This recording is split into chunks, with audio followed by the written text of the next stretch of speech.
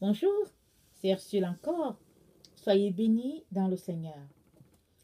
Jésus revient. Nous le savons tous, n'est-ce pas? En tout cas, la plupart des personnes qui ont entendu parler de Jésus savent que Jésus va revenir un jour. Mais là, je vous annonce, si vous ne le savez pas, que nous sommes dans le temps du retour du Seigneur. Et par rapport à son retour, nous avons quatre groupes de personnes. Alors, j'aimerais énumérer les quatre différents groupes et, euh, et on va voir en fonction de ces groupes-là dans lequel tu te trouves, dans quel groupe tu te situes par rapport au retour de notre Seigneur. Donc voilà. Alors, le premier groupe et que j'ai nommé le groupe des sans indices. Alors, c'est des personnes qui peut-être n'ont jamais entendu parler de Jésus, des personnes qui ne savent même pas qu'il y a un retour quelconque du Sauveur, parce que tout simplement, bon, peut-être que elles sont nées et puis elles ont grandi dans un coin de la terre où, bon, elles n'ont jamais entendu parler. Alors, donc c'est le groupe des sans indices. Ils se lèvent et fonctionnent comme ils l'ont toujours fait. Et bon, ils se soucient de rien. Et puis bon, la vie est ainsi faite. Et puis bon, voilà. Donc c'est ça.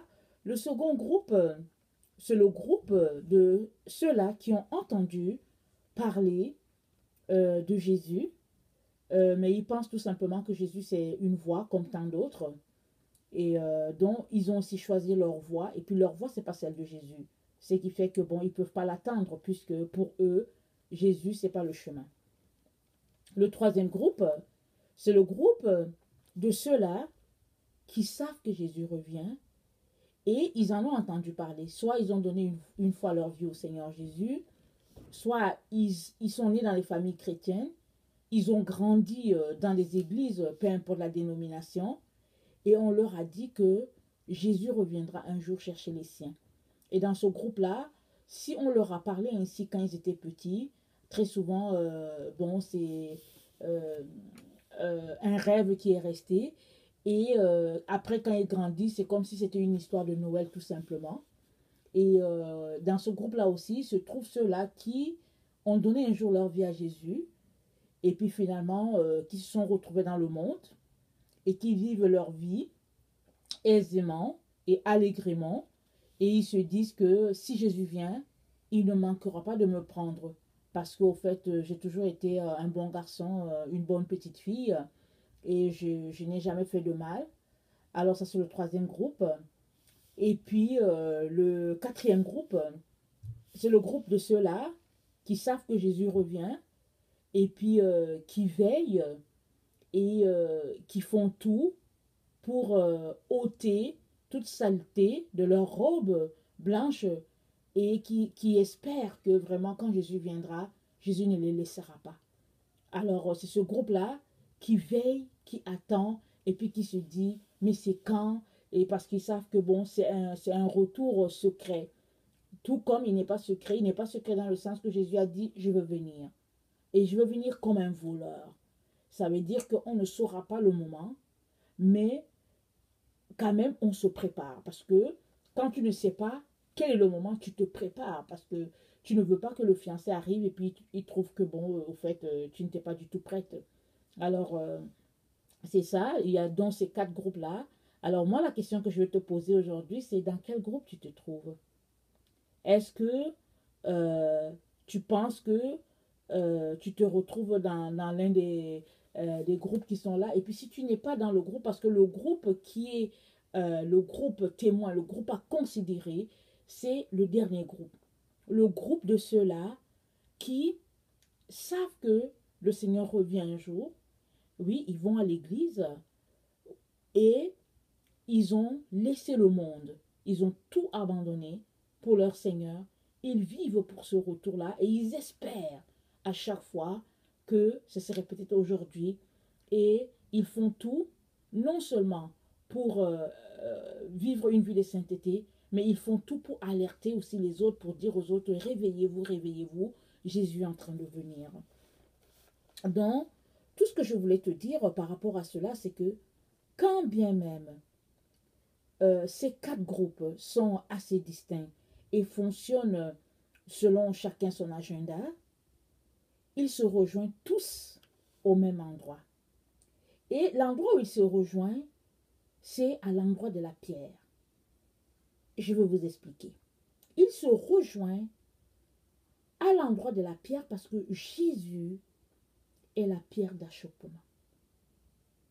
Soit tu te butes sur elle et tu devras désormais fonctionner avec elle pour la suite de tes jours en changeant ta façon de voir les choses, soit elle tombe sur toi et elle t'écrase complètement. Il n'y a pas un autre chemin, il n'y a pas une troisième solution. Il n'y a pas une autre possibilité. Il y a juste les deux possibilités. Ça veut dire que de ces groupes-là, les trois là qui sont là vont se fondre en un seul. Il faudra qu'ils choisissent. Il faut qu'ils choisissent à quelque part. Pour le moment, les trois premiers groupes se retrouvent tout simplement dans le groupe de ceux-là qui risquent de se faire écraser s'ils ne changent pas de voie. Et Jésus, c'est la pierre angulaire.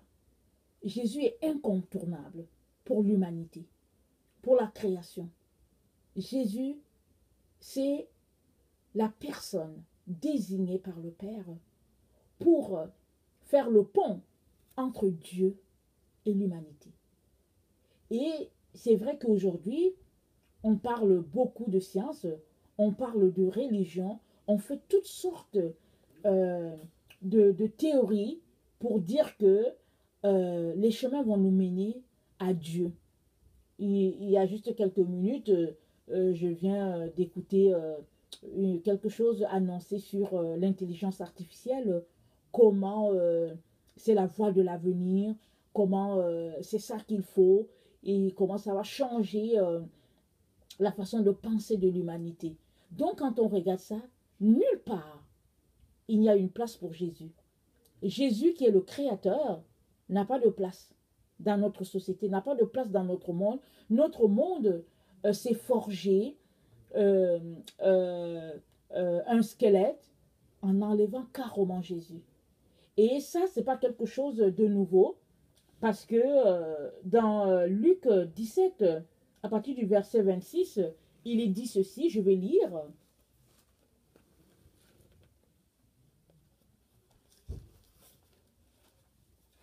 Pardonnez-moi. Ce qui arriva du temps de Noé arrivera de même au jour du Fils de l'homme. Les hommes mangeaient, buvaient, se mariaient et mariaient leurs enfants, jusqu'au jour où Noé entra dans l'arche, le déluge vint et les fit tous périr. Ce qui arriva du temps de Lot arrivera pareillement. Les hommes mangeaient, buvaient, achetaient, vendaient, plantaient, bâtissaient, mais le jour où Lot sortit de Sodome, une pluie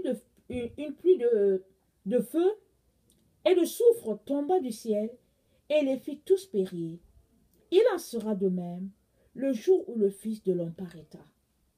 Donc voilà, au fait, dans le temps de Noé et dans le temps de Lot, les gens vivaient tranquillement et il n'y avait pas Dieu dans leur programme. Ils faisaient ce qu'ils voulaient. Et c'est même dit dans le livre d'Enoch que les gens, c'était des géants sur la terre et c'était des abominations terribles sur la terre. Et ils mangeaient tout, la nourriture ne leur suffisait pas, ils mangeaient même les humains. Et là, Dieu a dit, non, je ne veux pas vraiment continuer ainsi avec l'homme. Et Dieu a décidé qu'il va détruire. Mais il y a une personne qui a porté grâce aux yeux de l'Éternel, et cette personne, c'était Noé. Et puis Dieu a dit, je veux le sauver, lui, pour continuer la race. Et Noé a été sauvé avec sa famille, dont 8 personnes ont été mises dans l'arche. Et c'est comme ça que l'humanité a été sauvée, et puis tous les autres ont péri. Et au temps de l'autre, on sait que les gens étaient vraiment versés vers le commerce, l'argent et la fornication, l'adultère et l'homosexualité et toutes sortes vraiment de perversions. Et il n'y avait pas Dieu dans leur programme. Et l'autre qui était au milieu d'eux, c'est dit dans la Bible, dans le livre d'Hébreu, que son esprit était tourmenté jour et nuit. Et l'autre même a été sauvé parce que son oncle Abraham a intercédé pour lui. Et l'autre, il a été sauvé vraiment in extremis. Parce que quand les anges sont venus, ils l'ont presque vraiment mis dehors. Parce que vraiment, ils ont dit non, allez vite, vite, vite. Et l'autre a dû s'échapper comme ça. Et puis, Sodome et Gomorre a été enflammé par l'Éternel, par les anges qui étaient là, qui sont venus brûler la ville parce que c'était trop. Et Dieu dit qu'il en sera de même dans notre temps. Est-ce qu'on peut penser vraiment à... Est-ce qu'on peut se projeter comme par le passé? Est-ce que c'est possible? Oui, c'est possible parce que souvent on regarde des films et puis on essaye d'imaginer toutes sortes de choses. Il y a des gens qui ramènent des films du Moyen Âge. Et ça, c'est des choses qui se sont passées. Et vraiment, quand on essaie de se projeter dans le passé, ça donne la chair de poule. Ça fait vraiment peur. Alors, comment imaginer que Dieu dise ces choses-là et qu'en tant qu'humain, on puisse continuer encore de fonctionner comme si de rien n'était? Parce qu'aujourd'hui, ce n'est pas la première fois que Dieu parle. Dieu parle de plusieurs manières. Il dit aux gens, réveillez-vous, j'arrive. Il y en a qui se lèvent des quatre coins de la terre, qui annoncent le retour du Seigneur, peu importe le groupe ethnique, peu importe la langue, peu importe euh, euh, la classe sociale. Il y a toujours au moins une personne qui dit à tout le monde, réveillez-vous, Jésus à la porte. Mais malheureusement, les gens ne l'entendent pas comme ça, et puis les gens continuent de fonctionner, et puis bon, chacun a ses affaires, et puis c'est comme si, bon, Dieu raconte n'importe quoi. Mais ce qui a été dit va arriver parce que Dieu, il accomplit toujours sa parole. Il dit, il n'y a aucune parole qui sort de moi et qui ne verra pas son accomplissement. Ce n'est pas possible. Ça veut dire que ce n'est pas Dieu qui a parlé. Parce que la Bible dit, Dieu a dit que la lumière soit, et la lumière fut. Et ce fut le premier jour. Et Dieu a dit que les astres et les luminaires soient. Et ainsi de suite, ainsi de suite. Parce que Dieu est celui-là qui, quand la parole sort de lui, c'est dit que la parole ne retourne pas sans avoir accompli ce pourquoi elle a été envoyée. Donc, quand le temps marqué par le Père arrivera, cette parole va s'exécuter. Et je suis là pour vous dire que nous sommes dans ce temps-là. Nous sommes dans ce temps-là et puis Dieu use de patience et de bonté encore envers nous parce qu'il espère que on va courir à ce cri-là et on va changer nos voix. Et malheureusement, on ne l'entend pas de cette oreille parce qu'au fait, on continue de courir, chacun a ses occupations et puis bon, voilà. Mais j'aimerais quand même qu'on puisse lire euh, Ecclésiaste 5, à partir du verset 9, ça dit ceci. Celui qui aime l'argent n'est pas rassasié par l'argent, et celui qui aime les richesses n'en profite pas. C'est encore là une vanité. Quand le bien abonde, ceux qui le mangent abondent. Et quel avantage en revient-il à son possesseur, sinon qu'il le voit de ses yeux? Le sommeil du travailleur est doux, qu'il ait peu ou beaucoup à manger, mais le rassasiement du riche ne le laisse pas dormir. Il est un mal grave que j'ai vu sous le soleil, des richesses conservées pour son malheur, par celui qui les possède. Ces richesses se perdent par quelques événements fâcheux. Il a engendré un fils et il ne reste rien entre ses mains. Comme il est sorti du ventre de sa mère, il s'en retourne nu ainsi qu'il était venu. Et pour son travail, il n'emporte rien qu'il puisse prendre dans sa main. C'est encore là un mal grave. Il s'en va comme il était venu. Et quel avantage lui revient-il d'avoir travaillé pour du vent? Salomon nous dit tout ici. Quel avantage y a-t-il d'avoir travaillé pour du vent? Puisque au fait, tu retournes tel que tu es venu. Tu es venu nu, parce que quand on sort du sein de nos mamans, on est nu. Il dit tu retournes nu. Quand bien même on te met une petite veste pour cacher quelque chose, mais tu retournes nu, tu ne retournes pas avec ça. Et il dit Quel avantage y a-t-il à travailler sous le soleil? Et puis les richesses, on les accumule juste pour notre malheur. Pourquoi il dit ça? Est-ce que c'est parce que Dieu est contre la richesse? Non. C'est parce qu'au fait, tu ne peux pas servir deux maîtres. C'est soit tu es avec Dieu, soit tu es avec les richesses. Et très souvent, les personnes riches, leur cœur reste attaché aux richesses. C'est ça qui arrive. Et c'est pour cela que Salomon ici dit, il est un mal grave que j'ai vu sous le soleil, des richesses conservées pour son malheur par celui qui les possède. Parce que Dieu dit dans sa parole que, au fait, ce sont nos œuvres qui vont nous louer aux portes éternelles. Autrement dit, si tu as une richesse, au fait que ça serve à l'avancement du royaume de Dieu, que ça bénisse une famille dans le besoin, que ça bénisse des enfants orphelins, que ça vienne au secours d'une femme veuve, que ça aide ceux-là qui sont dans les hôpitaux et qui ne peuvent pas manger au bar. C'est de ça, Dieu nous dit, c'est ça qui est important. Mais aujourd'hui, dans notre siècle, on court après le vent et la tempête. On court ça et là. Et on aime aller se réfugier dans les pays du Sud, prendre du temps au soleil, s'amuser, voilà, faire des excursions et tout. Et Dieu n'a rien contre le plaisir. Mais pendant que tu t'adonnes à ton plaisir, quelle est la place que tu donnes à Dieu? Dieu a-t-il seulement une place dans ton cœur? Parce qu'au fait, ce Dieu-là, il est sur le point de venir juger la terre. Il arrive et ça arrivera certainement. Mais dans quel état te trouvera-t-il? Seras-tu prêt à le rencontrer? Ou ce jour-là, vas-tu tout simplement dire ce qui est déjà confessé dans la Bible, que les riches, en tout cas tous ceux qui étaient là, ont dit, oh, montagne, tombez sur nous et cachez-nous de sa colère. Imaginez des humains qui disent aux montagnes, c'est mieux que les montagnes tombent sur nous, parce que la colère divine, elle est terrible. Donc, nous avons encore le temps aujourd'hui. Dieu n'est pas venu. On ne sait pas s'il va venir demain. Mais il dit qu'aujourd'hui, si vous entendez sa voix, n'endurcissez pas vos cœurs. Répentez-vous. Aujourd'hui, c'est le jour du salut. Nous devons tous courir à Dieu. Même ceux-là qui attendent le Seigneur à chaque jour doivent se repentir. Parce que tu ne sais pas les péchés que tu as faits. Tu ne sais pas dans quel état aujourd'hui tu t'es présenté devant le Père. Et puis ceux-là qui courent ça et là sans se soucier de Dieu, il est temps, il est vraiment grand temps que tu puisses t'arrêter et que tu puisses revenir à ton Dieu. Dieu dit, venez à moi, vous tous qui êtes chargés, et je vous donnerai du repos. Prenez mon joug, recevez mes instructions. C'est le temps plus que jamais de recevoir les instructions de Dieu. Nous vivons dans un siècle où nous courons après l'argent, après le luxe, après tout, sauf après Dieu. Et je suis là pour vous encourager, pour vous exhorter, pour dire, mes frères, mes sœurs, arrêtons-nous. Chacun peut avoir toutes sortes de raisons.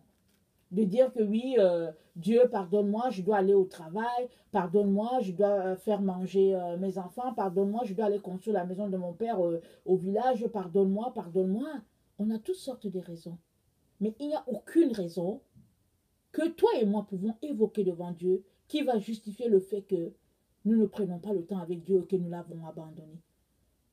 Vraiment, il n'y a pas de demi-mesure avec le Seigneur Jésus. Soit tu l'acceptes et tu fais de lui ton Seigneur, ton Sauveur, et il a toute la place dans ton cœur, soit tu le rejettes et tu vas rencontrer Dieu à ce jour-là.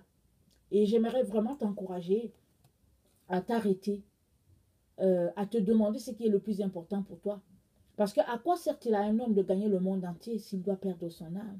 Mon frère, ma soeur, si ton âme est perdue, ça sert à quoi?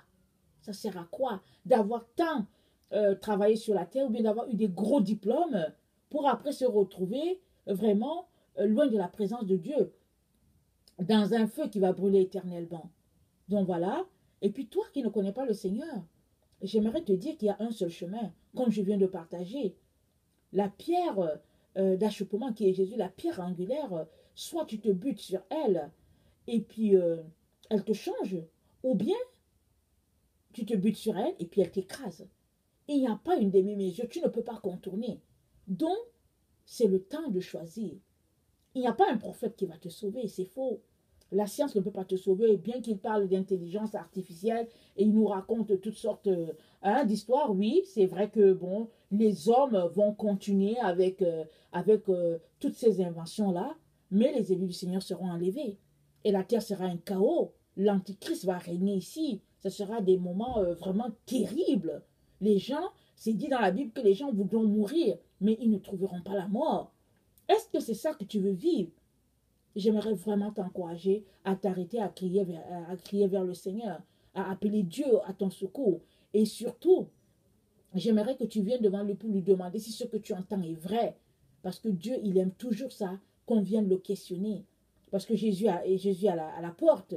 Et, euh, et surtout, pour ceux-là qui ont grandi dans les églises, qui marchent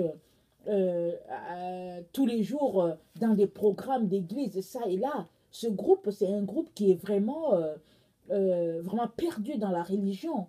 Et tu as beau leur dire que Jésus arrive, mais ils te regardent et puis ils se tournent, ils se moquent de toi. Et puis plus, c'est même ce groupe-là qui se moque plus des autres. Parce que ceux qui n'ont jamais entendu parler, quand tu leur parles, ils s'arrêtent et puis se disent, mais il y a quelqu'un qui en appelle Jésus, je n'ai jamais entendu parler. Et puis les autres qui sont dans notre religion, ils disent, ah bon, donc Jésus est le seul, et puis ils peuvent s'arrêter pour t'écouter. Mais ceux-là qui ont donné leur vie à Jésus un jour et qui vont dans les églises, qui sont vraiment enrôlés dans la religion, quand tu leur parles que Jésus arrive, mais vraiment, ils sont choqués. Ils se demandent même pour qui tu te prends pour leur dire ça, parce qu'eux, ils sont certains qu'ils ont le salut. Et que Jésus, si Jésus vient, Jésus va les prendre. Et ils sont dans cette roue de religion-là. Et moi, je vais t'encourager. Si toi, tu es ce type de chrétien-là, je vais t'encourager à sortir euh, euh, de ton armoire. Vraiment, je t'encourage à sortir de ta boîte. Parce que Jésus est à la porte. Et Jésus vient. Il vient pour ceux-là qui ont une vie d'intimité avec lui. Il ne vient pas prendre n'importe qui. Il ne vient pas parce que tu vas à l'église et puis non. Mais Jésus aimerait sauver tout le monde. Mais la question est-ce qu'il va te sauver?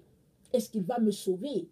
Alors il est vraiment très important que nous puissions nous arrêter et puis considérer euh, vraiment la place que nous accordons à notre âme. Ça, c'est la chose la plus importante. Merci.